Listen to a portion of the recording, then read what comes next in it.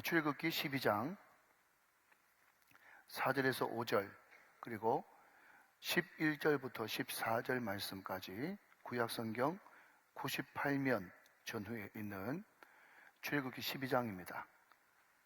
식구가 너무 적으면 그 집의 이웃과 함께 수를 따라서 하나를 취하며 각 사람이 먹을 수 있는 분량에 따라서 너희 어린 양을 계산할 것이며 너희 어린 양은 해먹고 1년 된 수컷으로 하되 양이나 염소 중에서 취하고 너희는 그것을 이렇게 먹을지니 허리에 띠를 띠고 발에 신을 신고 손에 지팡이를 잡고 급히 먹어라. 이것이 여호와의 유월절이니라. 내가 그 밤에 애굽 땅에 두루 다니며 사람이나 짐승을 막론하고 애굽 땅에 있는 모든 처음 난 것을 다치고 애굽의 모든 신을 내가 심판하리라. 나는 여호와라.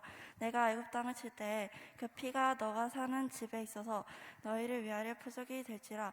내가 피를 볼 때에 너희를 넘어가리니 재앙이 너희에게 내려 멸하지 아니하리라.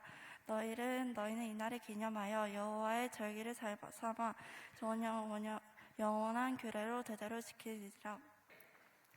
어떤 40대 아빠가 있었답니다. 그런데 이 아빠가 병원에 입원했던 모양이죠. 결론부터 말씀드리면 죽을 병은 아니에요. 그렇다고 가벼운 병도 아니에요. 오랫동안 입원해 있어야 되는 중병에 걸렸습니다.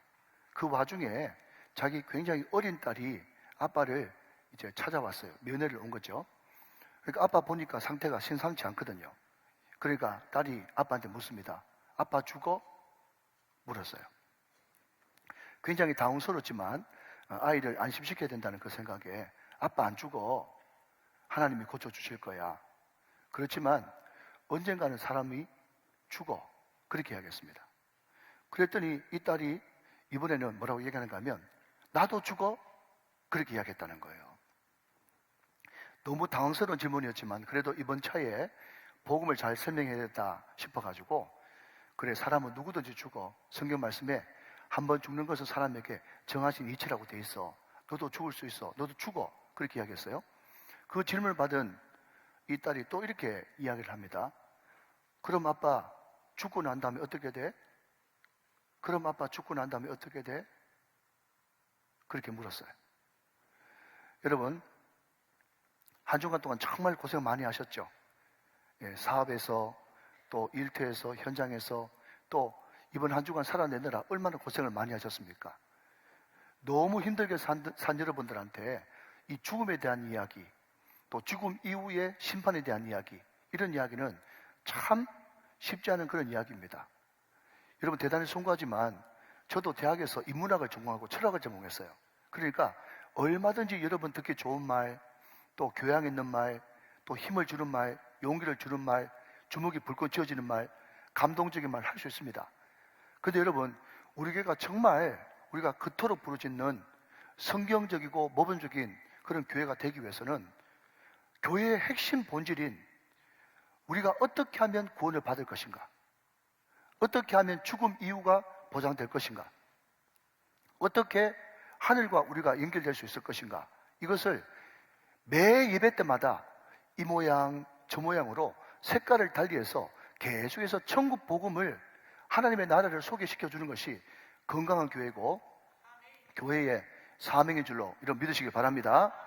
여러분 우리는 너무 바쁘고 너무 힘든 생활을 살기 때문에 너무 근본적인 질문을 그냥 눈 닫고 귀 닫고 넘어가는 겁니다. 그 근본적인 질문은 뭐죠? 아빠 죽어? 나도 죽어? 그러면 죽고 난 다음에 어떻게 돼? 그게 근본 질문 아니겠습니까? 사랑하는 여러분, 교회에서 가장 많이 듣는 이야기가 예수 믿고 구원받으라는 이야기입니다. 그러면 구원이라는 뭐죠? 구원이 뭡니까? 죽음을 면하는 것입니다. 죽음이 지나가는 것입니다. 죽음이 넘어가는 것이 구원이에요. 히브리서 9장 27절에 보면 한 번 죽는 것은 사람에게 정하신 것이요 그 후에는 심판이 있어요. 이게 성경의 엄연한 선포고 가르침이거든요. 그러면 구원은 뭐냐 하면요 심판이 넘어가는 것입니다. 죽음이 넘어가는 것이에요. 지옥이 넘어가는 것입니다. 멸망과 저주가 넘어가시는 것입니다. 그래서 여러분 오늘 본문의 주제가 뭔가 하면 유월절이에요. 유월절. 유월절이라 그러니까 6월절이 아니고 넘을 유, 넘을 월 해서 재앙이, 심판이, 죽음이 넘어간다 해서 유월절이 된 것입니다. 자, 여러분, 오늘 본문 12절 말씀에 보면요, 거기에 이런 말씀이 나옵니다. 내가 그 밤에 애굽 땅에 두루 다니며 사람이나 짐승을 막론하고 애굽 땅에 있는 모든 처음 난 것을 다 치고 애굽의 모든 신을 내가 심판하리라. 나는 여호와라 그랬습니다. 마지막 10재앙 가운데 모든 당자, 애굽 이집트 땅에 있는 모든 장자가 다 죽는 죽음의 재앙이 몰아치는 그때에 누구든지 하나님이 모세를 통해서 주신 말씀, 문설주 임방에, 문설주 임방 그러니까 잘 모르겠죠. 자, 여러분 한번 따라 하실까요? 문세로, 문가로, 그게 문설주와 임방입니다. 그러니까 문세로, 문가로 그러면 알아듣기 쉬운데 문설주 그러니까 도대체 이설주인지 문설주인지 잘 헷갈리지 않습니까? 문설주는요, 문세로예요, 문세로. 자, 사각문이 있다면 문세로가 문설주고요, 가로는 문임방입니다. 그러니까 문세로, 문가로에 어린 양의 보혈 피를 바르면 그 피를 보고 하나님께서 넘어간다는 겁니다. 죽음의 재앙이 넘어간다. 그래서 구원받는다. 그것이 유월절의 의미인 것입니다. 여러분, 저는 이런 생각을 한번 해봅니다. 여러분 같이 한번 생각을 모아보시죠. 무슨 이야기인가 하면 애굽 이집트가 하나님의 선민 이스라엘을 노예로 종살이로 학정을 베풀었다 해도 애굽에 있는 모든 사람이 다 못된 사람이고 나쁜 사람이겠습니까? 저는 그렇지 않다고 봅니다. 애굽 사람 중에서도 얼마든지 법 없이 살 사람, 도덕적인 사람, 구제 많이 하는 사람, 착한 사람, 또 긍휼이 많은 사람, 인간적으로 정이 많은 사람, 저는 훨씬 많다고 봅니다. 최소한 저보다는 더 도덕적으로 윤리적으로 사는 사람이 훨씬 많다고 봐요. 그러나 그럼에도 불구하고 하나님의 말씀이 오늘 애굽 온 땅에 죽음의 신, 죽음의 재앙이 임하게 될 것인데 문설주 임방에 어린 양을 잡아가지고 피를 바르면 구원을 받을 것이고 피를 바르지 않으면 어떤 누구도 죽음의 재앙을 면하지 못할 것이다 라는 그 말을 듣고 만약에 도덕적이고 윤리적인 그 사람이 말입니다, 이렇게 대답한다고 치십시오. 아니 무슨 그런 쓸데없는 소리를 다 하고 있어. 너무 황당하잖아요. 여러분, 인간적으로 보면 너무 황당무계한 소리 아닙니까? 어린 양의 피를 그냥 물에 바른다고 해가지고 죽음이 물러난다? 아니 그럴 리도 없으며, 그렇다고 해서 내가 구원 못 받겠냐, 내 많지 착하게 살고 도덕적으로 살고 윤리적으로 살았던 내가 구원 못 받겠냐? 내 구원 못 받으면 누가 구원 받느냐? 이렇게 이야기하면서 문설주 임방에 피를 안 발랐다 그러면 그 사람은 살아요, 죽어요? 죽습니다. 모든 장자는 다 죽어요. 그런데 여러분 반대로 이스라엘 가운데는요, 도덕적이고 윤리적이고 착한 사람만 있겠습니까? 아닙니다. 아주 악질 중에 악질도 있어요. 여기서는 여기 말하고 저기서는 저런 말하고 이중인격자고 아주 여러분 도덕적으로 윤리적으로 엉망진창 사람 이스라엘도 얼마든지 있을 수 있습니다. 그러나 그럼에도 불구하고 그 이스라엘 백성들이 하나님이 모세를 통해서 주신 말씀, 그 말씀을 액면 그대로 가감없이 고지고대로 믿고 내가 문세로 문가로에 어린 양의 보혈의 피를 반드시 발라야 되겠다, 이래야만 살 수 있구나 라고 하는 그 믿음이 나한테 생겨 정말 1년 된 수컷 양이나 염소를 잡아가지고 그 피를 문설주 임방에 바른 그 사람에게는 죽음의 재앙이 넘어가요, 안 넘어가요? 반드시 넘어가게 돼 있단 말이죠. 그러니까 여러분, 문설주 임방에 피를 바르라 라고 하는 그 유월절은 절대로 행위가 아니라 믿음에 관한 문제라는 거예요. 믿음에 관한 문제. 그러니까 구원은 절대로 행위로 받는 것이 아니라 오직 믿음으로만 구원받는다. 하나님의 말씀을 액면 그대로 가감없이 고지고대로 믿는 사람에게만 구원이 있다. 그것을 말씀해주고 있다는 겁니다. 뭐가요? 유월절에 어린 양의 피가 말이죠. 자, 그러면 여러분, 우리가 믿음으로만 구원받는데 그렇다면 과연 믿음이란 뭔가 하는 것입니다. 자, 첫 번째 대지는 구원이란 무엇인가, 두 번째는 믿음이란 뭔가 하는 것입니다. 이런 믿음을 수백 가지로 설명할 수 있겠죠. 그런데 오늘은 믿음을 이렇게 설명하고 싶어요. 요한복음 1장 12절 말씀을 보니까 믿음을 이렇게 이야기하고 있습니다. 영접하는 자, 곧 그 이름을 믿는 자들에게는 하나님의 자녀가 되는 권세를 주셨다 그랬어요. 자, 한번 따라 하시면 좋겠습니다. 믿음은 영접하는 것이다. 시작. 믿음은 영접하는 것이다. 자, 바꿔서 이렇게 한번 이야기해 볼까요? 영접하는 것이 믿음이다. 시작. 영접하는 것이 믿음인 거예요. 자, 여러분, 영접이 뭐냐라고 한다면 이렇게 설명할 수 있겠죠. 예를 들어서 미국의 조 바이든 대통령이 서울 공항에 도착했습니다. 그때 공항에 도착할 때는 의전상 외교부 장관이 나가서 웰컴, 환영합니다, 어서 오십시오 하면서 인사를 하고 악수를 하고 포옹을 합니다. 그게 영접이에요. 용산에 있는 대통령실에 현관에 도착했을 때 대통령이 국빈이 왔기 때문에 현관까지 친히 나오셔서 대통령님 잘 오셨습니다 하면서 악수하고 여사들끼리는 포옹하고 여러분 서로 인사 나누는 것이 영접이에요. 받아들인다, 모셔드린다, 의지한다, 기뻐한다. 이것이 영접이라고 하는 단어의 뜻이라는 거예요. 여러분 이것을 잘 모르시겠다면 이렇게 제가 한번 바꿔서 설명해 볼게요. 자, 여러분 우리 신체 기관 중에 허파, 폐가 있잖아요. 폐. 그런데 그 폐, 허파는 뭘 하는 기관이죠? 공기를 들여 마시는 그런 기관입니다. 공기는 이미 하나님의 선물로 우리에게 주어졌어요. 그런데 그 공기를 허파, 폐라고 하는 것이 들여 마시는 겁니다. 들여 마시는 것, 이게 뭐냐 하면요, 영접이다 하는 것입니다. 그래서 저는 이것을 폐의 믿음이라고 그렇게 말하고 싶어요. 폐의 믿음. 그냥 있는 것, 하나님의 선물을 받아들이고 숨 쉬면서 들이키는 것. 이게 영접이죠. 하나만 더 말씀드릴까요? 예수님께서 제자들에게 최후의 만찬을 베푸시면서 내 살을 먹고 내 피를 마시지 않는 자는 나와 전혀 상관이 없다라고 하면서 내 피를 마시고 내 피를 먹는 자는 영원히 목마르지도 않고 영원히 줄이지도 않겠다라고 말합니다. 사람들이 여러분 예수님의 피를 마셔라, 예수님의 살을 먹으라 그러니까 아니 우리가 무슨 식인종인가 살을 먹고 피를 마시게 그렇게 오해를 합니다. 문자 그대로 받아들이면 딱 오해하기 좋을만하죠. 실제로 여러분 초대교회 때 많은 성도들이 박해받고 순교당했지 않습니까?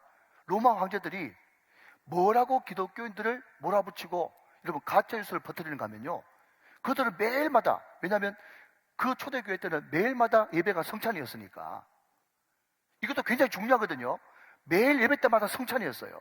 그 성찬이 결국 예수님의 살을 먹고 예수님의 피를 마시는 거거든요. 예수님의 살과 예수님의 피를 마신다 그랬더니 그들은 식인종이다, 사람 잡아먹는데, 그렇게 가짜 뉴스를 퍼뜨려가지고 수많은 사람들이 잡혀가서 순교당하는 그런 일이 실제로 있었다는 것입니다. 그런데 여러분 그것은 액면 그대로 예수님의 살을 먹고 예수님의 피를 마시는 것이 아니죠. 먹고 마신다는 것이 뭡니까? 하나가 된다는 것이에요. 먹고 마신다는 것이 뭡니까? 그것이 바로 영접하는 것이에요. 보라, 내가 문 밖에 서서 두드리는데 누구든지 내 음성을 듣고 문을 열면 내가 그에게로 들어가 그는 나로 더불어 먹고 그는 나로 더불어 마시리라. 주님이 내 안에 있고 내가 주님 안에 있는 것, 연합, 이것이 바로 먹고 마시는 것이란 말이에요. 여러분 그 유명한 NIBC가 뭡니까? Not I but Christ. 나는 아니고 예수다. 나는 죽고 예수로 사는 삶. 이것의 주제 선구가 갈라디아서 2장 20절 말씀 아니겠습니까? 내가 그리스도와 함께 십자가에 못 박혔는데 그렇기 때문에 이제는 내가 산 것이 아니고 오직 내 안에 그리스도 예수께서 사신 것이라. 여기까지 충분히 알죠.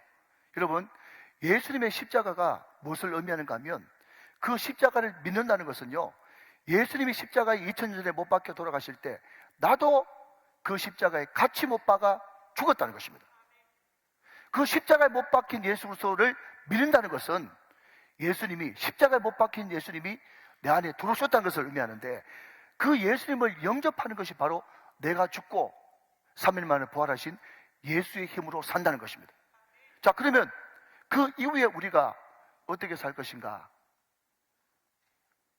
내가 그리스도와 함께 십자가에 못 박혔나니 그런 적 이제 내가 사는 것이 아니요, 띄워주시면 오직 내 안에 그리스도 예수께서 사신 것이라. 그 이후에 이제 내가 육체 가운데 사는 것은 나를 사랑하사 나를 위하여 자기 자신을 버리신 하나님의 아들을 믿는 믿음 안에서 사는 것이란 말이죠. 믿음 안에서 산다는 것이 뭐냐 하면요, 방금 말씀드린 대로 늘 예수를 영접하면서, 예수를 먹고 마시면서, 예수를 숨쉬면서 예수가 주시는 힘으로 우리는 살아간다. 이것이 바로 믿음 안에서 사는 것이다 하는 것입니다.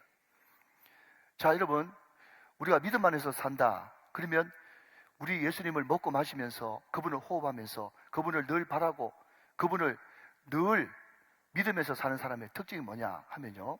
자, 여러분 보십시오. 우리가 잘 알듯이 우리 예수님께서 십자가에 못 박혀 죽으시고 또 부활하셔서 40일 동안 제자들과 함께 계시고 감람산에서 승천 하늘로 올라가셨습니다. 그때 제자들한테 이야기하기를 내가 육체 가운데 있으면 너희들 모두와 같이 있을 수 없다. 내가 올라가야만 또 다른 보혜사를 너희에게 보내서 너희와 세상 끝날까지 함께 있을 수 있다. 그렇기 때문에 내가 죽어 승천하고 또 다른 보혜사를 보내는 것이 너희에게 유익한 것이다. 그렇게 이야기했단 말이죠. 자, 여러분 여기서 또 다른 보혜사 할 때 또 다르다라고 하는 이것이 헬라어로 알로스라고 하는 단어를 씁니다. 예를 들면 이런 거죠. 좀 경망스럽지만 여기에 A4지가 있고 여기에 A4지가 있어요. 똑같은 회사에 질도 똑같은 A4지입니다. 똑같은 질, 똑같은 성질의 두 개. 이것을 헬라어로 알로스라고 이야기하는 거예요. 자, 여러분 여기에 A4지가 있는데 이 물컵하고는 완전 다르죠? 그러니까 완전 다른 두 개 말고 똑같은 성질, 그러니까 예수님과 성령님은요 인격도, 영광도, 종기도, 성품도, 사랑도 언제까지 아멘 할지 모든 것이 똑같단 말이죠. 똑같은 예수님과 똑같은 성령님을 너희 가운데 보내서 이제 성령님이 너희 안에 계심으로 너희들이 성령 안에서 살게 되었다. 그 말씀을 하고 있단 말이죠. 예수님의 영이 내 안에 들어오시는 겁니다. 자, 그러면 예수님이 내 안에 들어오시는데 그 예수님을 날마다 호흡하고 그분께 묻고 듣고, 참 오늘 초등부 친구들 찬양을 참 잘했어요. 하나님 어떻게 할까요? 묻고 듣고 순종하는 그 호흡, 먹고 마시는 그 하나님과 깊은 교제가 계속되어질 때 어떤 역사가 일어나는가 하면 내 영이 점점 강해지는 거예요. 내 영이 점점 강해져 가지고 두 가지. 첫 번째는요, 죄의 유혹을 이길 수 있는 힘이 생긴다는 것입니다.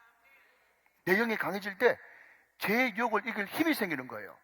자, 여러분 초대 교부가 이런 이야기를 했습니다. 예수 안 믿는 사람은, 잘 들어보십시오. 예수 안 믿는 사람은요 죄를 안 지을래야 안 지을 수가 없는 존재예요. 왜 그렇습니까? 내 안에 주인이 누구예요? 성령이 아니라 마귀이기 때문에 마귀는 죄를 짓게 하는 근본 원인 아니겠습니까? 그러니까 예수 안 믿는 사람들은 아무리 착하게 살고 싶고 의롭게 살고 싶고 죄 안 짓고 살고 싶어도 내 힘으로 할 수가 없는 거예요. 왜?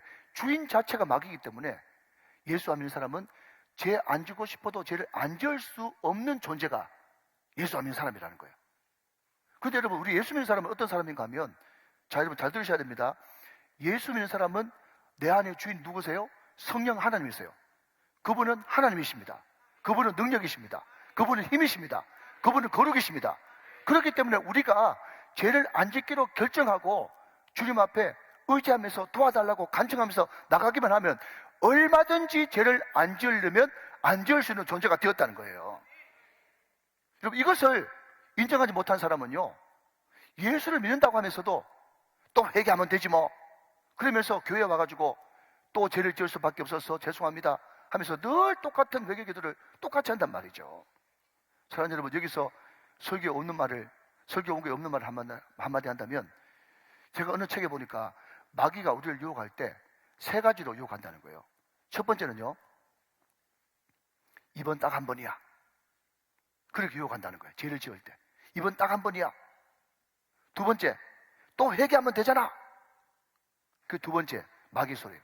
세 번째, 네가 이때까지 하나님 앞에 한 게 죄 지는 것보다 훨씬 커. 이게 마귀의 속삭임이라는 거예요. 다시 한번요, 이번 딱 한 번이야. 두 번째는 뭐라고요? 또 회개하면 돼. 어디서 들은 걸 있어가지고. 세 번째는요, 네가 하나님 앞에 한 게 오늘 죄 지는 것보다 훨씬 커. 그러면서 한 번 또 죄를 지으라고, 한 번 더 지으라고 유혹을 한다는 거예요. 그게 여러분 영이 약해서 그런 일이 생긴 거예요. 여러분, 저는 어릴 때 간증 들을 때 이런 간증 너무너무 많이 들었어요. 어떤 한 집사님이 계신데 그 집사님이 예수 믿기 전에는요, 술이 말술이었대. 담배는 하루에 3갑씩 피고, 그리고 늘 죄 짓는 게 그렇게 재밌고 좋았대요. 그런데 예수를 믿고 나서 성령 충만을 받으니까 이상하게 그렇게 좋던 술맛이 달라지고, 담배 맛이 달라지고, 죄 짓는 맛이 달라지고, 그런 얘기 들어보셨습니까? 맛이 달라지는 거예요. 왜 달라질까요? 주인이 바뀌었거든. 주인이 바뀌었거든. 그리고 내 안에 계신 거룩한 성령께서 술 맛이, 담배 맛이, 제 맛이 싫어지도록, 역겹도록 밀어내버리니까 술을 마실 수도, 담배를 필 수도, 죄를 지을 수도 없는 것입니다. 사랑하는 여러분, 성령을 모시고 살면 영이 강해져서 죄의 유혹을 얼마든지 이길 수 있다는 거예요. 근데 여러분, 말도 안 되는 소리인데 성령이 내 안에 들어오시는데 그럼에도 불구하고 수시로 말씀하시고 뜨끔뜨끔 따끔따끔 감동을 하셔도 늘 그 감동을 소멸하고 밀어내고 거부하고 받아들이지 않으면 어떤 일이 발생하느냐? 영이 약해지거든요. 영이 약해지면 어떤 일이 발생한다고요? 미끼만 던지면 문다는 거예요. 미끼만 던지면 물어요. 미끼 다른 말로 바꿔볼까요? 죄 지을 만한 그런 환경만 조성되면 또 똑같은 죄를 짓는 거예요. 얼마나 그런 사람들이 많습니까? 한때 죄를 짓고 나서 심한 죄책감 때문에 시달렸는데 조금만 지나면 봄바람이 싹 불면서 세월이 약이겠지요. 또 잊을만 하면 또 똑같은 죄를 또 짓는 거예요. 여러분, 우리 교회 성도들 가운데도 그런 분들 계세요. 무슨 이야기인가 하면, 목사님, 우리 애가 중2인데요, 우리 애가 중3인데요, 우리 애가 고1인데요, 너무너무 힘들어요. 말도 안 듣고 반항하고 흐리멍텅하고 눈에 초점은 없고 늘 깨만 하고 지방에 틀어박혀 나오지도 않고. 그런 분 혹시 계세요? 제가 알고 이야기하는 건 아닙니다. 근데 많은 분들이 아이고 집사님 조금만 더 참으세요. 세월이 약이겠지요. 사춘기만 지나면, 중2병만 지나가면 다 괜찮아질 거예요. 위로해 줍니다. 근데 여러분, 그거 진짜 위로가 됩니까? 안 됩니다, 여러분. 결론부터 말씀드릴까요? 왜 개들이 사춘기병에 심하게 시달리고 중2병에 시달리는 줄 아십니까? 결론은 이거예요. 죄 때문에 그런 거예요. 주님 못 만나서 그런 것입니다. 본 어게인 중생을 못해서요. 그 결과로 여러분, 사춘기처럼 중2병처럼 보이지만 결국 주님 못 만났기 때문에 그런 일이 발생한다는 거예요. 그렇기 때문에 우리 자녀들을 위해서 정말 기도해야 될 줄로 믿습니다. 저도 애 키우는 아비지만 우리 자녀들이 정말 주님을 인격적으로 만나고 본 어게인 중생을 해야만 그 인생이 완전히 달라질 수가 있다는 것이에요. 만약에 여러분 10대 때 다 사춘기고 중2병이면 여러분 묻습니다. 그러면 요셉은 어떻게 설명하고 다니엘은 어떻게 설명할 거예요? 여러분, 저도 중2, 중3, 고1 다 겪었지만 제 친구들 중에 저도 고1 때, 고2 때 은혜 받아가지고 여러분 10대 때부터 하나님 나라 부흥과 성교 완성을 위한 꿈을 꾸기 시작했다고요. 사랑하는 여러분, 우리 자녀들 정말 이 10대 때 예수님을 뜨겁게 만나 다니엘처럼 요셉처럼 하나님 나라를 꿈꾸는 우리 다음 세대가 될 수 있기를 주님의 이름으로 축원합니다. 주님 만나면 사춘기도 극복하고 여러분 중2병도 극복할 수 있다는 거예요. 여러분 중2고 중3인데 여러분 새벽기도 나오고 여러분 금요철에 나오고 앞에 나와서 펄펄 뛰는 그 친구는 도대체 어떻게 된 것입니까? 그래도 사춘기는 봐줄만 해요. 중2는 봐줄만 하다고요. 그런데 30대가 돼도 이제 철이 들어야 되는데 장가까지 갔으면서 너무 바빠가지고 또 안 된다네. 여러분 옛날에는요 제 나이 때 다 죽었어요. 50대 때 죽을 때 다 됐다고요. 그런데 50대 되니까요 뭐라 하는가 하면, 목사님 사춘기보다 더 무서운 갱년기입니다 그래요. 갱년기 때문에 또 안 된대. 이제 정말 돌아가실 때가 다 된 70대는요 왜 안 되냐 그랬더니요, 노우울증이래. 노우울증. 30대도 안 되고 50대도 안 되고 70대도 안 되면 도대체 언제 주님 앞에 중생해가지고 주님 앞에 기쁨을 드리겠냐고요. 구원받은 자 다운 그런 삶을 살겠냔 말이죠. 여러분 또 하나는요, 내 안에 성령께서 오셔서 날마다 그분을 먹고 마시고 호흡하고 그분과 동행하고 그분과 연합되어지면요 내 영이 강해지기 때문에 따라오는 것이 평안이라는 거죠. 평안. 여러분 평안이 뭐냐? 제가 늘 말씀드리지만 평안과 편안은 받침 하나 차이지만요 하늘과 땅 차이입니다. 왜 하늘과 땅 차이냐? 출처가 하늘이고 땅이에요. 평안은 뭡니까? 하늘 위에서 내려오는 거예요. 평화로다 하늘 위에서 내려오네. 그게 평안이거든요. 근데 편안은 뭔가 하면요 등 따스고 배부른 거예요. 그 출처가 땅이에요. 근데 여러분 다 경험해 보셨겠지만은 등 따시고 배부른 사람들도 여러분 평안을 못 누리는 사람들 많습니다. 돈 많은 사람들도, 여러분 공부 많이 하는 사람도, 명예가 하늘을 찌르는 사람들도 늘 불안하고 염려하고 초조하고 두렵고 이런 분들이 한둘입니까? 너무 많이 보는 거예요. 그러면 여러분 언제 우리에게 평안이 임하느냐? 잘 들으십시오. 우리에게 언제 평안이 임하느냐? 내 영이 육을 압도하면 평안이 임해요. 내 영이 육을 압도하면 평안이 임한다고요. 그래서 어떤 사람은요, 아무것도 가지고 있지 않고 손에 잡히는 거 없고 눈에 보이는 거 없고 귀에 들리는 거 없고 전혀 여러분 나타난 것은 아무것도 없는데 자기는 여전히 잘 된대. 자기는 앞으로 잘 될 수밖에 없대. 헛소리. 그랬더니요, 아니래요. 항상 이분은 긍정을 선포해요. 뭐라고요? 나는 잘 되는 사람입니다. 앞으로 더 잘 될 것입니다.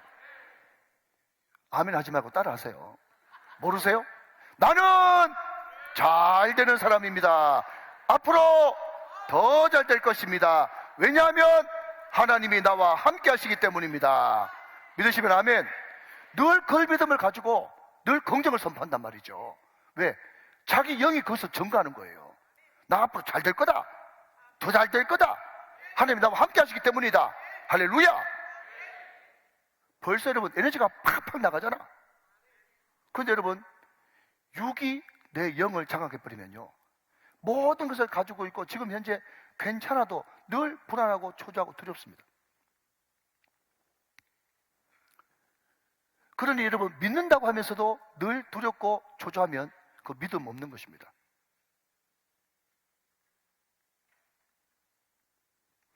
정확한 진단이 필요한 것이죠. 여러분 민수기 21장에 보면요, 이스라엘 백성들이 하나님을 원망하고 하나님을 배반했을 때 하나님이 불뱀을 보내가지고 이스라엘 백성들을 막 물어서 죽이게 했어요. 이스라엘 백성들이 이제 죽는다고 감지르니까 하나님이 모세에게 그 독에 물린 이스라엘 백성들이 나을 수 있는 유일한 처방 하나를 가르쳐줬어요. 그게 바로 민수기 21장 9절 말씀이에요. 자, 같이 읽습니다. 시작. 모세가 노뱀을 만들어 장대 위에 다니 뱀에게 물린 자는 노뱀을 쳐다본 즉 모두 살더라 그랬습니다. 여러분 보십시오. 많은 사람들이 그 쳐다본다고 살겠나 해가 다 죽었어요. 쳐다본다고 살겠냐? 그런데 황당하게 그지없지만 모세야, 장대 높이 노뱀을 달아라. 그 노뱀을 쳐다본 적 살리라. 그 말씀을 단순히 믿고 그 노뱀을 쳐다본 사람은 다 살았습니다. 그럼 이게 바로 믿음이죠. 믿음을 다른 말로 쳐다본다, 바라본다라고 바꿨어요. 바라보는 것이 믿음인 거예요. 자, 그러면 여러분 훌쩍 뛰어넘어가서 이 사건이 민수기 21장 9절에 머무는 것이 아니라 요한복음 3장에도 이 이야기를 똑같이 하고 있어요. 요한복음 3장 14절 15절 말씀 보십시오. 모세가 광야에서 뱀을 든 것 같이, 맞죠? 인자도 예수님도 십자가에 들려야 하리니. 15절 말씀. 이는 그를 믿는 자마다 영생을 얻게 하려 하심이니라. 그 유명한 요한복음 3장 16절 시작. 하나님이 세상을 이처럼 사랑하사 독생자를 주었으니 이는 그를 믿는 자마다, 영접하는 자마다 멸망하지 않고 영생을 얻게 하려 하심이라. 여러분, 쳐다본다, 이것을 신약 성경에는 믿는다, 믿는 것을 곧 영접하는 것이다, 그렇게 말씀하고 있다는 거예요. 자, 여러분 잘 들으십시오. 2024년 새해가 시작됐습니다. 많은 사람들이 올해는 내가 꼭 이걸 하겠다, 꼭 저걸 하겠다 결심, 다짐, 결단합니다. 그리고 올해는 어떻게 하든지 내가 최선을 다해서 성실하게 살아봐야 되겠다. 참 좋은 결단이고 참 좋은 다짐이에요. 안 하는 것보다는 100배 천배 낫겠죠. 근데 여러분 잘 들으십시오. 하나님 없는 결단, 예수님 없는 최선, 그거 다 인본주의입니다. 잘 들으십시오. 그거 인본주의예요. 못합니다. 그렇게. 제가 결론부터 말씀드릴게요. 찬물을 팍 한번 끼얹어 드릴게요. 여러분 뜻대로 안 됩니다. 못합니다. 사람들은 근본적으로 여러분 인본주의를 좋아하기 때문에 최선을 다하겠습니다, 열심히 하겠습니다, 다짐합니다, 결단합니다, 다짐합니다, 이런 이야기 좋아합니다. 근데 여러분 그거 너무 심하게 하고 하나님 배제시켜버리면 그게 죄라는 거 아십니까? 여러분 2024년 새해를 맞이해서 다짐하고 결단하고 결심하기 전에 먼저 십자가와 부활로 모든 것을 다 이루놓으신 그 십자가 예수님을 받아들이십시오. 영접하십시오. 그분을 먹으십시오. 그분을 마시십시오. 그분을 호호하십시오. 여러분 최선을 다해도 좋으니 15분에 한 번씩 주님을 생각하십시오. 주님의 사랑이 여러분 뿌리가 되십시오. 주님의 능력이 여러분의 뿌리가 되십시오. 주님의 그 놀라운 공급하심이 여러분의 힘이 되십시오. 나는 올해 하나님이 주시는 힘으로만 살겠습니다. 이 고백이 여러분 가운데 흘러넘칠 때 하나님은 여러분을 붙들어 주셔서 하게 하시고 되게 하시는 놀라운 역사가 이루어질 줄로 믿습니다. 자, 그러면 한 걸음 더 나가서 마지막으로 팁 하나를 더 드리면, 그러면 우리가 십자가에서 받은 이 은혜, 이 믿음, 이것이 과연 공짜인가? 자, 여러분 오늘 첫 번째는 구원이란 무엇인가? 두 번째, 믿음이란 무엇인가? 그러면 믿음 있는 사람은 어떻게 사는가? 네 번째 마지막 대지는 그러면 은혜와 믿음은 공짜인가? 이게 네 번째 대지라는 거예요. 자, 이해되시죠? 자, 여러분 로마서 3장 24절 말씀 한번 같이 보시죠. 자, 같이 한번 읽어볼까요? 시작. 그리스도 예수 안에 있는 속량으로 말미암아 하나님의 은혜로 값없이 의롭다 하심을 얻은 자 되었느니라. 좀 띄워놓으십시오. 여러분 제가 어릴 때 늘 자주 들었던 말이 구원은 공짜다, 은혜는 공짜다, 은혜는 선물이다. 다 성경에 있는 말이에요. 그렇기 때문에 하나님의 은혜로 값없이 우리가 의롭다 하심을 받고 구원받았죠. 그런데 이것은 로마서 3장 24절 뒤쪽에 있는 말씀이고 앞쪽에 있는 말씀이 또 있단 말이죠. 앞쪽은 뭐냐? 그리스도 예수 안에 있는 속량으로 말미암아. 이 말미암아라는 것은 그것을 통하여, through, 통하여, 그 이유 때문에, 그 원인 때문에 우리가 하나님의 은혜로 값없이 의롭다 하심을 얻게 되었단 말이죠. 여러분 우리 편에서는 여러분 공짜로 받았으니까 공짜죠. 값없죠. 선물이죠. 은혜죠. 그런데 우리한테 이 놀라운 구원과 의롭다 하심을 공짜로 주시려고 하나님 그분은 자기 아들을 죽이는 값비싼 대가를 지불했다는 사실입니다. 이것을 안다면 우리는 자연스럽게 주님 너무 고맙습니다. 주님 너무 미안합니다. 나 같은 게 뭐라고 나 때문에 당신이 아들까지 죽으셨습니까? 너무 고맙습니다. 너무 미안합니다가 자동으로 나와야 되는 반응이죠. 자동으로 나와야 되는 반응 말이죠. 여러분 우리 교회 건물에 피레침이 있습니다. 그죠? 여러분 저는 십자가가 피레침이라고 봐요. 무슨 말인가 하면 여러분 피레침을 왜 달아놨습니까? 자, 우리 연부 친구들, 자 솔직히 손 들면 목사님이 이제 선물 줄지도 몰라요. 피레침 아는 사람, 피레침 아는 사람. 큰일 났네. 피레침 모르면 설교가 안 되는데. 우리 초등부 친구들 피레침 아는 사람. 초등부 친구들 많이 아네. 자, 우리 연부 친구들 피레침이 뭔가 하면요, 건물 꼭대기에 이 목 같은 걸 이렇게 박아가지고 벼락이 팍 치잖아. 번쩍거리면서 벼락 치면 그 벼락을 그 피레침이 대신 맞아가지고 벼락을 그냥 쑥 없애버리는 거야. 그 피레침 없으면 벼락을 우리가 맞아야 돼. 그게 피레침이죠. 여러분 보십시오. 피레침이 대신 맞았잖아요. 그렇기 때문에 벼락 맞아야 될 우리가 벼락을 안 맞고 피레침이 대신 맞았다는 거예요. 여러분 그게 십자가라는 것입니다. 마치 여러분 애굽의 수많은 양들이 나를 대신해서 우리 가정을 대신해서 죽었듯이 말이죠. 그래서 여러분 오늘 이 출애굽기 12장 3절 말씀, 4절 말씀, 5절 말씀에 양이 3개 나와요. 그런데 3절 보면 그 양이 어떻게 나오는가 하면 램 해가지고 부정관사 어를 썼어요. A. 램이에요. 무슨 말인가 하면 그냥 한 마리 양이에요. 1년 된 흠없는 수컷 양 한 마리. 그냥 양 한 마리. 근데 그 양이 나를 위해서 죽기로 결정되면서 4절 말씀은 더 램이 됐어요. 더 램. 바로 그 양이에요. 그 양. 그런데 그 양이 죽음으로써 이제 그 양이 your 램이 됐어요. 너의 양이 됐어요. A lamb, the lamb, your lamb. 그 양, 아무 죄도 없는 그 양이 심옥을 받아서 그 양이 되어서 날 위해 죽음으로써 우리를 향한 대속의 양이 됐단 말이에요. 그래서 그 양이 왜 죽었냐라고 물어본다면 추억의 이름은 가요를 내가 하나 부르고 싶은 거예요. 그건 너, 바로 너 때문이야. 그런 노래가 옛날에 있었어요. 여러분, 그 양이 왜 죽었냐? 뭐 때문에 죽었냐? 그건 너, 바로 너 때문이야. 너 대신 그 양이 죽은 거야. 여러분, 양 이야기가 창세기 22장에도 있지 않습니까? 아브라함이 아들 이삭을 데리고 모리아산에 올라가는데 아들 묻습니다. 아들 묻습니다. 아버지, 번제할 나무는 있고 불은 있는데 양은 어디 있어요? 그랬더니 아버지 마음이 억장이 무너지는 거예요. 아들을 어떻게 죽입니까?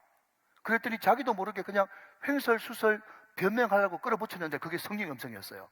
뭐라고요? 양은 하나님께서 친히 준비하시리라. 그게 아브라함의 고백이었죠. 여러분, 그 고백대로 여러분 창세기 22장 13절 말씀에 보니까 이렇게 이야기하고 있습니다. 아브라함이 눈을 들어 살펴본 즉 한 순양이 뒤에 있는데 뿔이 수풀에 걸려 있는지라 아브라함이 가서 그 순양을 가져다가, 자, 빨간색만 시작. 아들을 대신하여 번제로 드렸더라. 아들을 대신하여, 이게 뭡니까? 대속이에요. 대속. 속량. 이 순양이 누구라고요? 요렘, 이삭이라는 거예요. 이삭이 누구예요? 순양이 누구예요? 예수라는 거예요. 예수. 대속이 뭐요? 대속이 대신하여 값을 치렀다는 거예요. 자, 여러분, 우리 젊은 친구들 너무 잘 듣고 있는데 참 들어보십시오. 목사님이 어느 식당에 가가지고 밥을 잔뜩 먹었어. 친구들 다 데려가가지고 밥을 먹었는데 돈이 50만 원 나왔어. 50만 원. 근데 내가 그냥 나갔어. 그랬더니 그 가게 주인이 하는 말이, 왜 그냥 나가요? 그랬단 말이죠. 그때 제가 뭐라고 얘기했는가 하면, 내 앞에 나간 사람이 다 계산했어요 하면서 여기 영수증 보니까 영수증이 50만 원 찍혔거든. 그러면 잡아요, 통과해요? 통과죠. 그러니까 저는 십자가가 뭐냐고 물으신다면, 십자가의 피 대속이 뭐냐고 물으신다면, 저는 십자가는 영수증이다. 시작. 십자가는 영수증이다 라고 이야기하겠어요. 십자가는 영수증이다. 우리가 여러분 성경 말씀 보면 1만 달란트 빚진 자가 나오지 않습니까? 1만 달란트. 이게 얼마쯤 되냐 하면요, 최소한 5조고 많으면 10조까지 됩니다. 절대로 놀라지 마세요. 예. 이게 1만 달란트가 5조, 10조 정도 된단 말이죠. 자, 그런데 저는 우리 성도들 다 알기 때문에 우리 성도들 가운데 1,000억 이상 있는 사람은 없어요. 저는 확신합니다. 또 이 설교 끝나고 나서, 목사님, 내 1,000억 있는 줄 몰랐죠? 그런 분들이 꼭 한 분 계시기를 간절히 축원합니다. 자, 여러분 재산이 1,000억이라고 하더라도 1만 달란트 못 갚아요. 택도 없어요. 왜? 1만 달란트, 여러분 제값이 1만 달란트인데 1만 달란트가 얼마라고요? 5조 10조인데 여러분 1,000억 가지고 안 돼. 그 재산 가지고 못 갚아. 근데 우리 예수님이 십자가에 흘리신 그 진하디 진한 보배로운 피는 1,000조 이상, 1,000경 이상 값어치가 있다는 거예요. 오고 오늘 세대에 하나님 아들의 피기 때문에, 인간의 피가 아니라 하나님 아들의 피기 때문에 1,000조, 1,000경 이상의 가치가 있기 때문에 어떤 죄도 대신 갚을 수 있는 능력의 피다. 십자가에 못 박혀 죽으심으로 그분이 이미 대속하셨기 때문에, 영수증 주셨기 때문에 사단의 아무런 치열한 공격과 정죄와 여러분 손가락질과 희롱에도 난 영수증 있어, 십자가가 영수증이야, 예수님이 내 영수증이야, 그걸 내밀면 그 사단의 공격을 한 방에 차단할 수 있다는 것입니다. 십자가가 능력입니다. 그러면 여러분, 그 십자가의 은혜를 받은 사람은 어떻게 살 것인가? 자, 여러분 PPT 준비가 됐습니다. 5절 말씀, 12장 5절 말씀 한번 보시죠. 너희 어린 양은 흠없고 1년 된 수컷으로 하되 양이나 염소 중에서 취하고, 그랬습니다.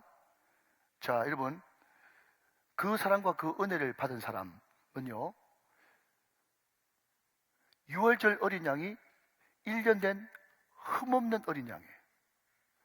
흠없는 어린 양, 흠없는 예수 그리스도, 죄 없는 예수 그리스도를 우리에게 주셨기 때문에 우리도 남은 거, 찌꺼기, 쓰다 남은 거 그런 거 드리지 말고 우리에게 모든 것을 주신 그분께 값진 예배, 값진 헌신, 값진 드림이 우리 가운데 있어야 된다. 믿으시면 아멘. 자, 여러분 마지막으로 11절 말씀 보실까요? 11절 말씀. 너희는 그것을 이렇게 먹을지니 허리에 띠를 띠고 발에 신을 신고 손에 지팡이를 잡고 그 다음 급히 먹으라. 밑줄 급히 먹으라. 이것이 여호와의 유월절이니라. 자, 여러분, 애굽의 바로가 언제 마음이 바뀔지 몰라요. 그러니까 유월절 때 그냥 상 펴고 잔치하듯이 여러분 양을 먹을 수가 없어요. 그 양을 어떻게 먹는가 하면요, 허리에 띠를 띠고 발에 실을 신고 손에 지팡이를 잡고 급히 먹어야 되는 거예요. 이게 뭡니까? 구원의 심각성이고요, 순종의 적각성을 이야기하는 거예요. 구원은 시급한 것입니다. 예수님은 언제 올 줄 모르는 거예요. 천년 만년 기다려주지 않습니다. 그래서 나와 내 자녀와 내 가족과 내 이웃들에게 그냥 주님 오실 날이 천년 만년 있는 것처럼 그냥 오늘 안 믿으면 내일 믿으면 되지, 내일 안 믿으면 다음에 믿으면 되지, 올해 안 믿으면 내년 믿으면 되지, 그렇게 이야기하는 것이 아니고, 여러분 좀 있으면 또 설명절이 다가옵니다. 또 그냥 넘어가지 마시고 구원의 시급성, 순종의 적각성이란 이 말을 마음 깊이 새기면서 하나님, 이번 설날만큼은 놓치지 않겠습니다. 올해만큼은 놓치지 않겠습니다. 그런 마음의 각오와 결단이 있어야 유월절 어린 양을 제대로 섬기는 예배자가 되어지는 것입니다. 이번 한 주간 우리의 말, 우리의 행동, 우리의 모든 것들이 항상 하나님의 사랑과 십자가를 깊이 붙드는 그 놀라운 은총이, 성령 충만이 우리 모든 우정의 가족들에게 충만하게 되시기를 주 예수 그리스도의 이름으로 축원합니다. 축복합니다. 축원합니다.